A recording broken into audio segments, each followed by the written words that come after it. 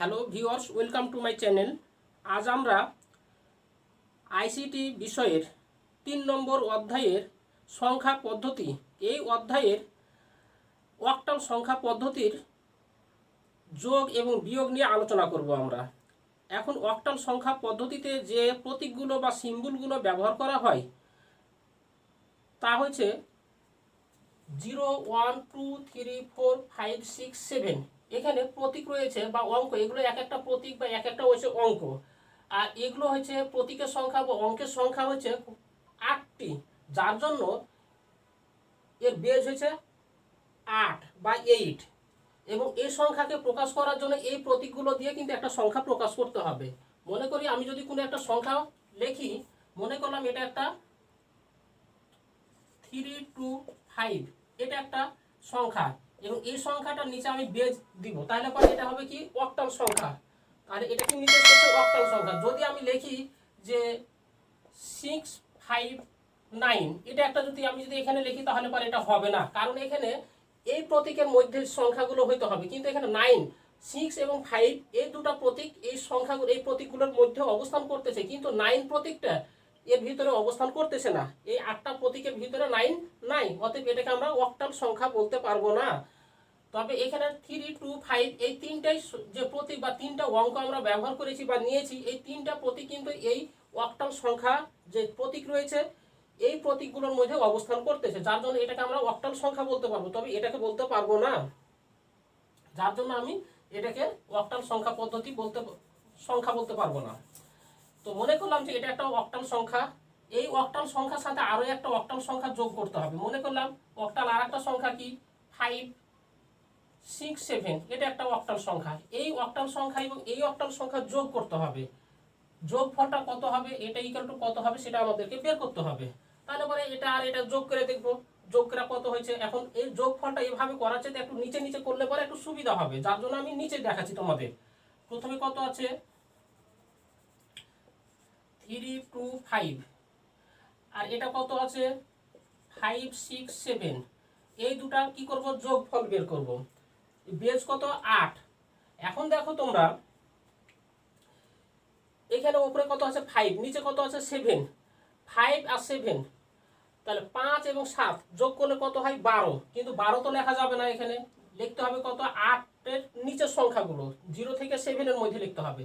যার জন্য যখন দেখা যাবে যে সংখ্যাটা 7 এর চাইতে বেশি হয়ে যাচ্ছে, তখন এই বেজটাকে বাদ দিব। বেজ থেকে টোটাল ওই সংখ্যা থেকে বেজ বাদ দিয়ে যেটা হবে সেটা আমরা লিখবো। তাহলে এতে 7, 7 আর 5 কত 12, 7, 5, 12। 12 থেকে যদি আমি বেজ 8 বাদ দিই তাহলে পরে কত পাবো, 12 থেকে 8 বাদ দিলে 4 পাবো, যার জন্য আমি এই 4 লিখবো।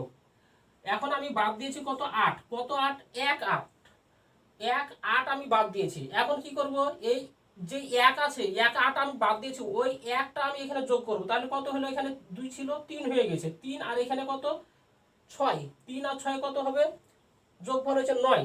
এখন এই 9 সংখ্যাটা এই বেজের চাইতে বেশি হয়ে গেছে। আবার কি করব, 9 থেকে আমি এই বেজটাকে বাদ দিব। বাদ দিলে কত থাকবে, তাহলে 1 থাকলো, তাহলে থাকছে কত 1। আবার কি থাকলো, কত 8 বাদ দিলাম আমি 1, 8। ওই 1 কি করব, পরবর্তী সংখ্যার সাথে যোগ করে দেব। যোগ করলে কত হবে, এখানে 3, 3 আছে, আর হাতের যে 1 বাদ দিয়েছি 1, 8 বাদ দিয়েছি, ওই 1 যোগ করলে 4, 4 আর এখানে 9, 9 আর 4 যোগ করলে কত না 4, 4 আর 5 যোগ করলে 9। এখন 9 হয়ে গেছে 8 এর চাইতে আবার বেশি, যার জন্য আমি কি করব, এখানে এই 9 থেকে আবারও 8 আমি বাদ দেব। বাদ দিলে কত থাকবে, 1 থাকবে। এখন কত 8 বাদ দিয়েছি, একটা 8 বাদ দিয়েছি, ওই 1 আবার এই পাশে বসিয়ে দিতে হবে। তাহলে পরে এটা হচ্ছে আমাদের অক্টাল সংখ্যা পদ্ধতিতে যোগ। আবারও বলি আমি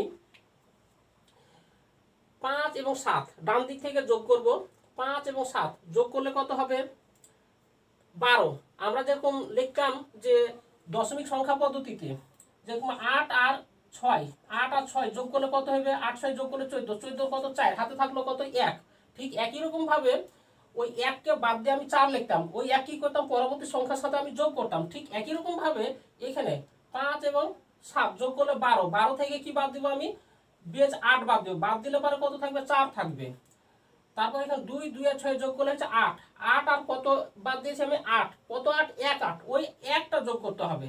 তাহলে পরে এখানে হচ্ছে 8, 8 আর ওই 1 যোগ করলে 9, 9 থেকে আবার কি করবো আমি 8 বাদ দিব, বাদ দিলে কত থাকবে 1 থাকবে।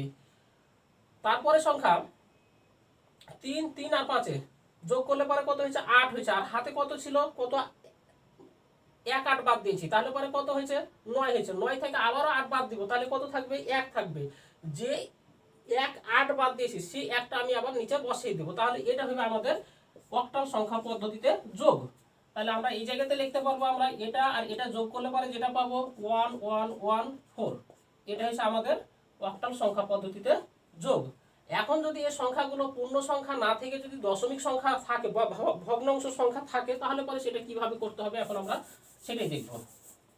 মনে করলাম যে এখানে একটা সংখ্যা রয়েছে 325.32, এটা একটা অক্টাল সংখ্যা পদ্ধতিতে।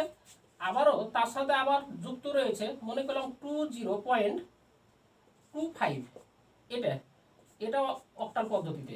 এখন এটাকে যোগ করতে হবে, এই দুটা সংখ্যা যোগ করতে হবে। যোগ করব কিভাবে আমি, দেখো 2 2 আর 5 যোগ করলে কত হবে 7, 7 বসিয়ে দিলাম আমি, কারণ এটা যেহেতু 8 এর নিচে আছে যার জন্য আমি 7 বসিয়ে দিতে পারবো, কারণ এখানে প্রতীকগুলো আছে 7 প্রতীকটা অবস্থান করতেছে।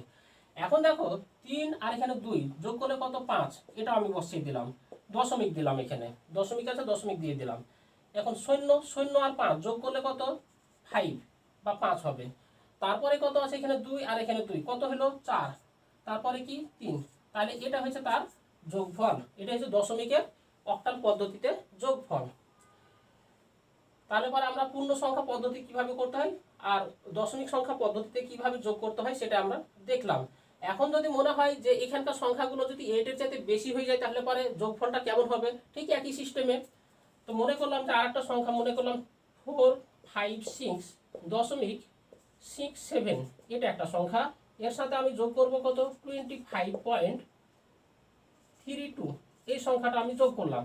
এটা হচ্ছে অক্টাল পদ্ধতিতে, এটাও রয়েছে অক্টাল পদ্ধতিতে। এখন এটা কিভাবে যোগ করব আমি, এখানে 2 2 আর 7 যোগ করলে কত হচ্ছে 9, 9 থেকে কি করব 8 বাদ দিব, বাদ দিলে কত থাকবে 1 থাকবে। 3 আর 6 যোগ করলে 9, 9 আর 1 8 বাদ দিয়েছি, যেটা আমি আগে বাদ দিয়ে রেখেছি।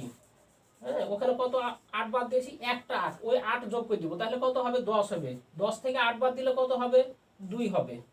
দশমিক আছে দশমিক বসিয়ে দিলাম আমি, যে 1 বাদ দিয়েছি সেটা এখন পরবর্তীতে আমি যোগ করে দিব। তাহলে এখানে কত আছে 6, 6 আর 5 কত 11, 11 আর হাতের 1, তাহলে কত হয়েছে 12, 12 থেকে আবার 8 বাদ দিলে কত থাকবে 4 থাকবে। এখন এখানে 5 আর এখানে 2 যোগ করলে কত হয়েছে 7, 7 আর ওখানে যে হাতের যে 1 বাদ দিয়েছি 1 8, সেটা যোগ করে দিলে কত হবে 8 হবে। এখন 7 এর চাইতে বেশি হয়ে গেছে, তাহলে পরে কি 8 থেকে 8 আমি বাদ দিব, 8 থেকে 8 বাদ দিলে কত হবে 0 হবে। কত 1 বাদ দিয়েছি 8 1, একটা 8 বাদ দিয়েছি, তাহলে ওই 1 আর এখানকার 4 যোগ করলে কত হবে 5। তাহলে এটা হচ্ছে আমাদের অক্টাল সংখ্যা পদ্ধতিতে যোগের নিয়ম। এখন আমরা দেখব কিভাবে অক্টাল সংখ্যা পদ্ধতিতে বিয়োগ করতে হয়, সেটা নিয়ে এখন আমরা আলোচনা করব।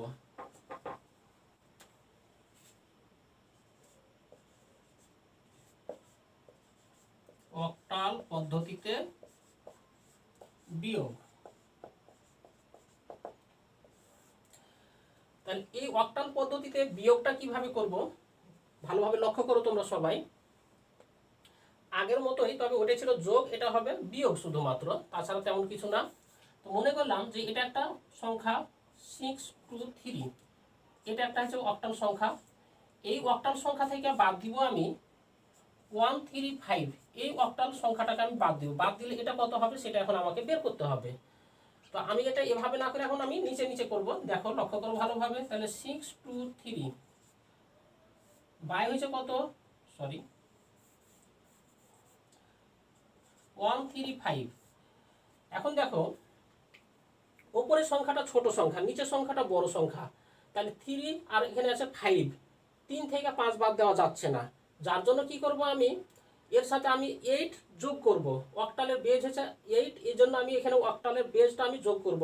যোগ করলে কত হবে 3 আর 8 যোগ করলে হচ্ছে 11, 11 থেকে এখন এই 5 বাদ দিব আমি, এখানে হচ্ছে বিয়োগ চিহ্ন। তাহলে 11 থেকে 5 বাদ দিলে যেটা পাবো সেটা কত হবে 6 হবে। 11 থেকে 5 বাদ দিলে 6, এটা পেলাম। যে আমি যোগ করেছি, যেটা 8 যোগ করেছি, কত 8 যোগ করেছি 1 8, যার জন্য ওই একটা আমি এখানে নিচে যোগ করে দেব।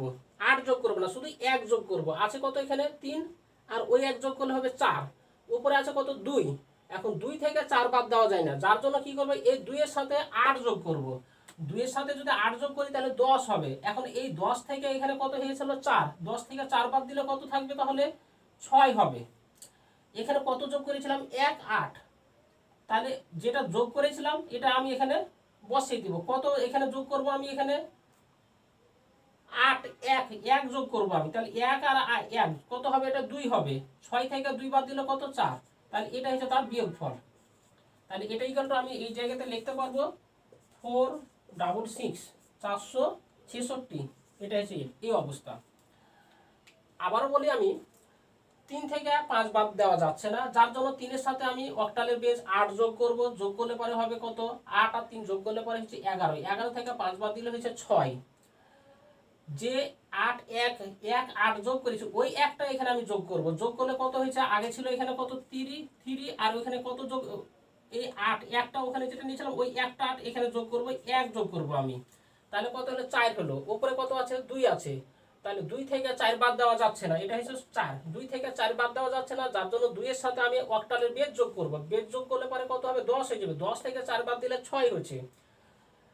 এখন ওখানে যে আমি যে 1 8 যোগ করেছিলাম ওই একটা আমি এখানে যোগ করে দেব এটার মতো করি।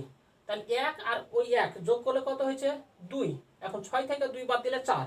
এটা এখন এটা হচ্ছে পূর্ণ সংখ্যার বিয়োগ। এখন যদি দশমিক সংখ্যার বিয়োগ করতে হয় তাহলে পরে কিভাবে করব, লক্ষ্য করো তোমরা। আমি মনে করলাম যে দশমিক সংখ্যার বিয়োগে কত 754.50, এটা একটা সংখ্যা রয়েছে। এই একটা সংখ্যা, এই সংখ্যা থেকে আমাকে বিয়োগ করতে হবে, মনে করলাম যে 45.76, এই সংখ্যাটা আমাকে বিয়োগ করতে হবে। এটাও অক্টাল, এটাও আছে অক্টালে, তাহলে এটা থেকে এটাকে আমাকে বিয়োগ করতে হবে। বিয়োগ করতে গেলে কি করব, তাহলে এদিক থেকে ডান দিক থেকে শুরু করব।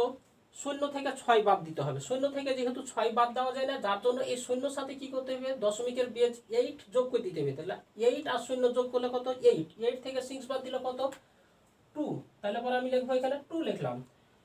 এখন যে 8 আমি যোগ করেছি, কত 8 18, ওই 1টা আমি এখানে যোগ করে দিব। কত হবে, তাহলে এখানে ছিল আগে ছিল 7 আর 1 যোগ করলে কত হয়েছে 8 হয়েছে।